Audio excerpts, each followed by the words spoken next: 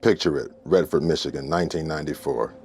I'm approaching an intersection on 8 Mile Road with 3 of my friends in the car with me. I believe there was a no turn on red posted, so we were looking to make a right turn as soon as the light turned green. As we sat there at the intersection, another car pulled up beside us to the left. It was a car full of white kids. It looked to be about our age. So we sat there at the light. I think it may have been 30, 40 seconds, not very long. We barely noticed these guys. So the light turns green. I began to make my right turn, and they all yell in perfect unison, "Niggers!" And they just speed the fuck off. So, instinct, we just whip it around in the U-turn, and then we just chase after them. After making that right turn, it was sort of hard to whip the car around and get back onto the road we had just turned off of so we can get behind these guys and catch up to them. So they sped off at a high rate of speed. The whole cowardly nature of the whole thing, to yell some shit and then speed off. At the time, I think I was mad because I felt like they got us, like they got away with something. So for the next couple of minutes, we were just pissed off, like, oh, where they? Let's go, let's catch them.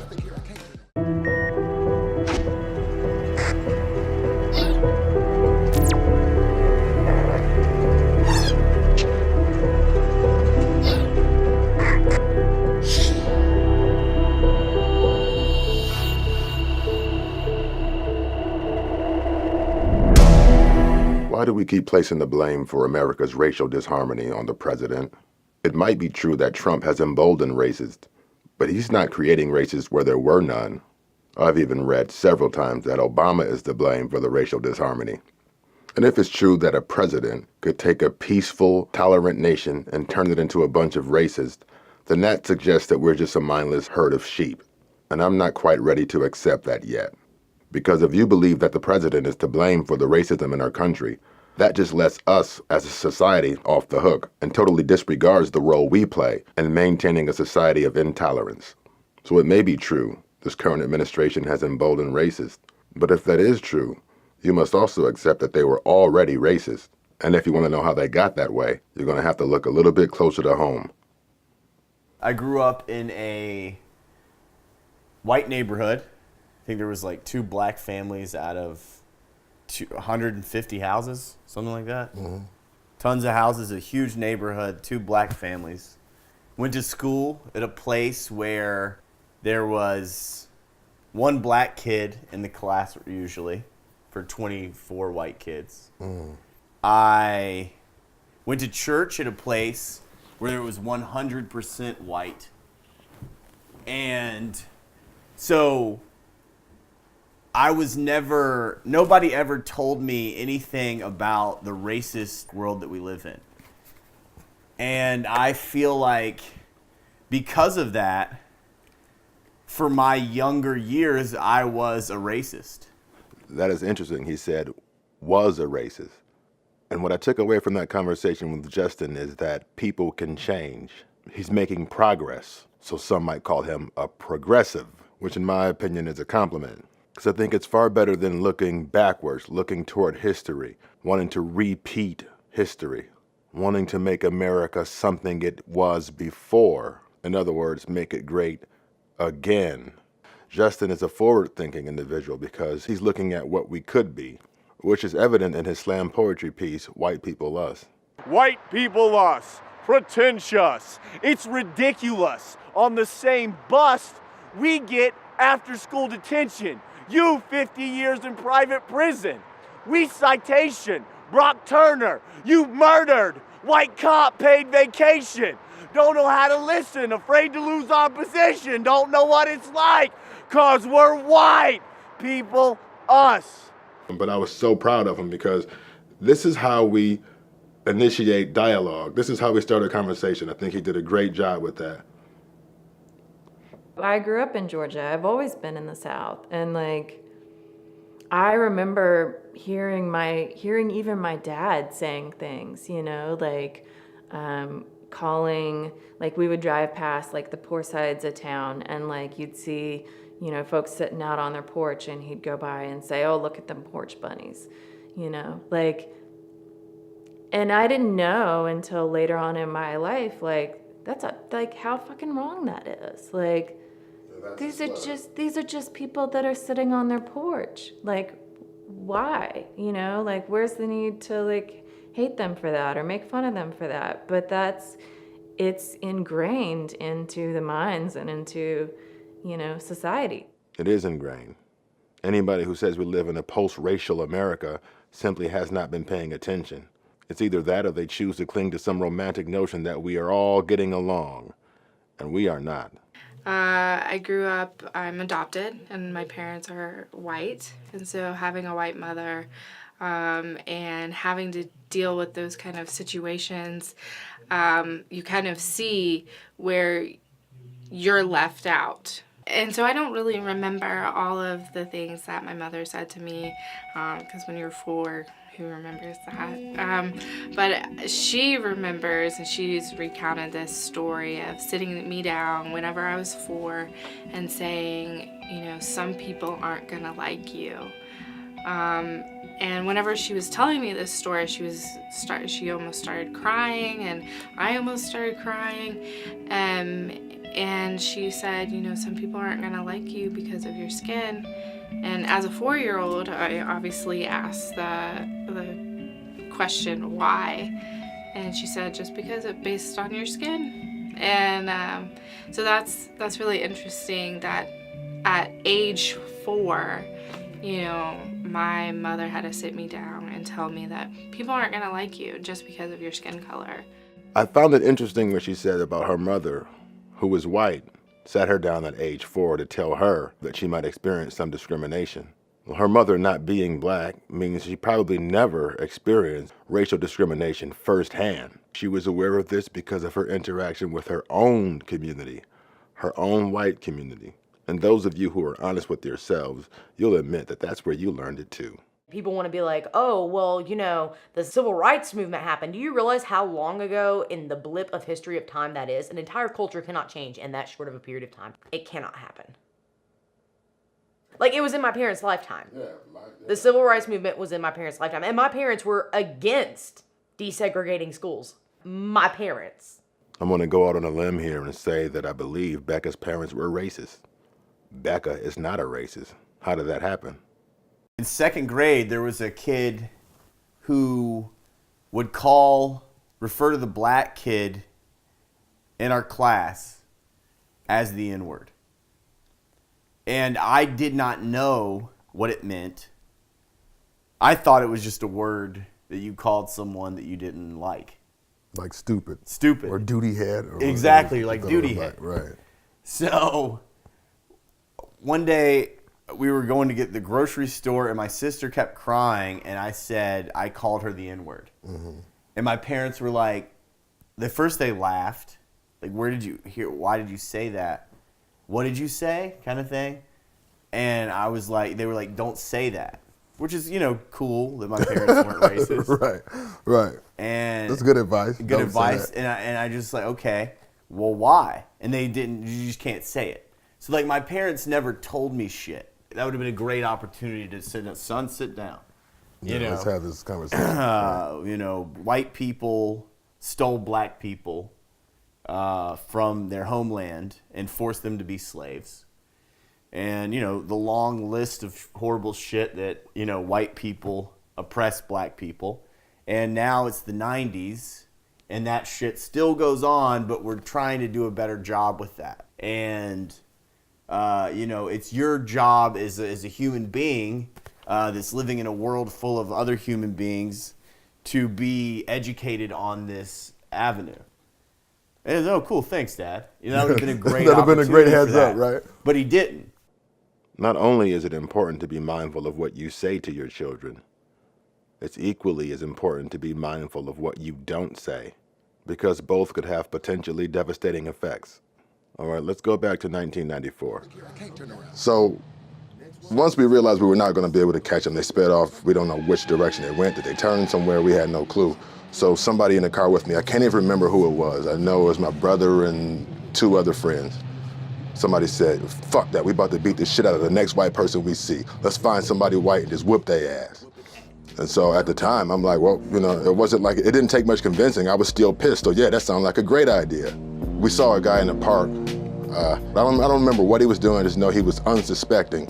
And we thought we were about to get him. Keep in mind, this is 1994. I'm 17 at the time. I had never heard of the term hate crime, yet I was about to commit one. We were about to commit a hate crime. And I had a best friend in first grade. Benjamin was his name. And we were like really good friends. You know, he would come to my house and watch He-Man. I remember he bought me a checkerboard for my 6th birthday. So one day, he wrote a note to my mom asking if I could come to his house after school one day, and I did. We lived different. He had all the toys, you know what I'm saying? They were a white family, they had money, you know. So he sent me downstairs and he said, will you go ask my dad for the donuts? They kept a big bowl of powdered donuts on their table. So I was scared, like, cause I knew in my house you couldn't ask for a whole bowl of donuts. So I went downstairs, I said, Benjamin wants the whole bowl of donuts. And without looking up from his newspaper, he reached over and he handed it to me. And I thought that was so odd. And I'm like, does he not like me? The next day, Benjamin comes to school and he gives me like this long list of everything his family said about me. My brother Nathan says you're a dog, and my other brother says you're this and you're that. And I'm like, I wasn't bad, I was behaving myself. Like, why did they all hate me? My mother explained to me why they hated me. I never forget when George Wallace became the governor of Alabama. And before then, we never saw new books in the black school. Never.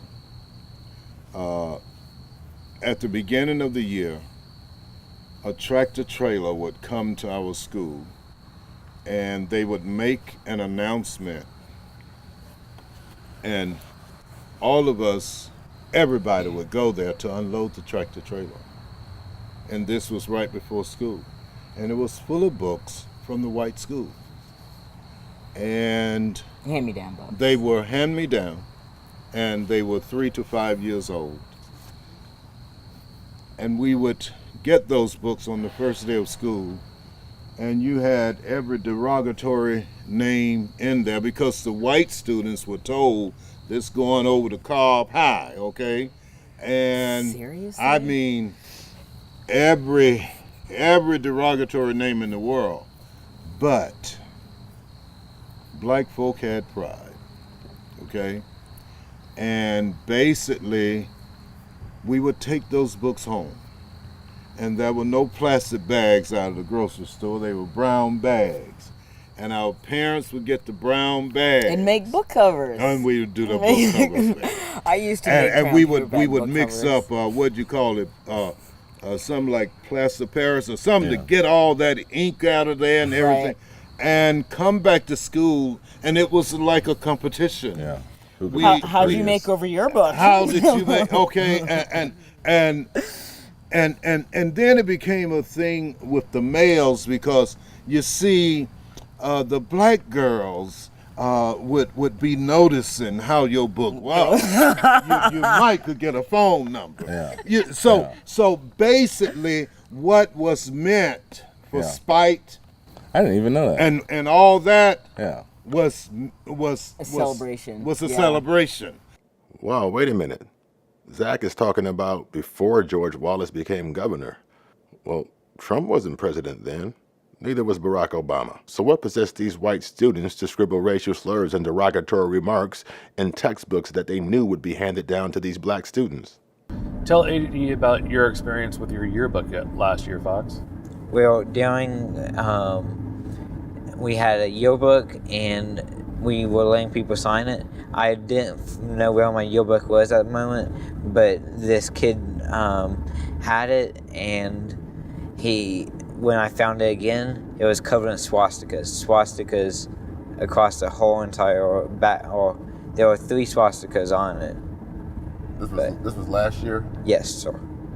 And wasn't there something about the gym floor you were telling me about? Yeah, and there were swastikas covered in the one corner of the gym floor.